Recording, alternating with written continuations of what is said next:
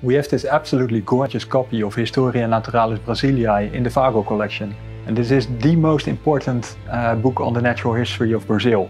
I just found out that our colleagues in Digitisation are working on a small project that involves books and pamphlets about Dutch Brazil and the West Indies Company. So I suggest we take this book to Arlene Healy and see what she can do with it in Digitisation. Digitization is simply the conversion of sound, images and text into a digital object which can be easily processed by a computer.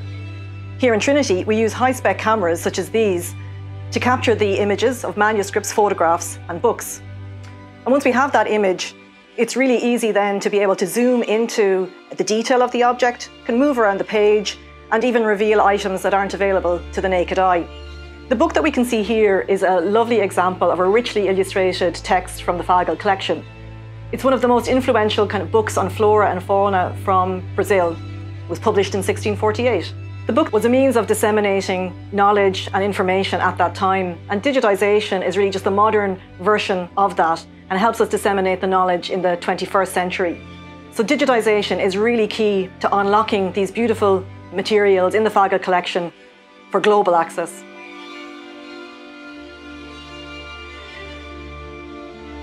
The 278 volumes of pamphlets in the Fagel collection are rightly considered to be one of the most important elements of it.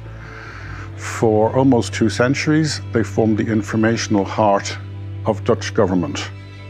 This was throughout the 17th and 18th century. Now, for the first time, these pamphlets are being digitized and will be made available publicly online and for free.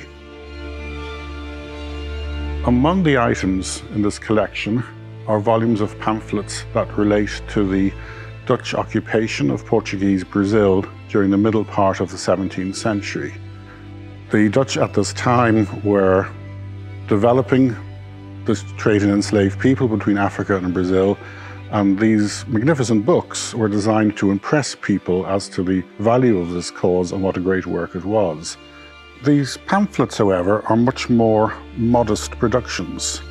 These are made at a time when there was a revolt in Portuguese Brazil and the Dutch were being removed from it.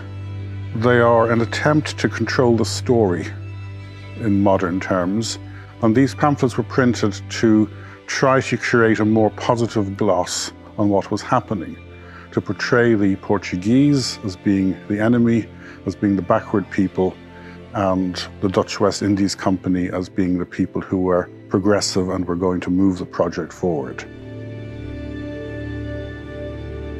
We're familiar with online platforms such as Early English Books Online and the more generalized Google Books. And these enable printed texts to be searched internally. What we can now do is search manuscript text and early printed books internally as well. We do this using a new type of technology which is based in artificial intelligence and was developed by the READ project in the University of Innsbruck during the course of the past 10 years. Trinity College Library is now a founding member of the READ Cooperative, the research group in Innsbruck that's continuing on with this research. And with our partners, we've now developed what are called artificial intelligence models for Dutch and English early modern manuscript and printed text, and this enables us to take our scanned images of the material from the Fagel Library and make it immediately searchable. We're using AI models developed jointly by ourselves in the Beyond 2022 project in Trinity, and by the National Archives and Library of the Netherlands and by the Huygens Institute. When we've combined all of these, we now find that we can proceed and make these treasures available easily, searchable, and for use in academic or just general public reading and research.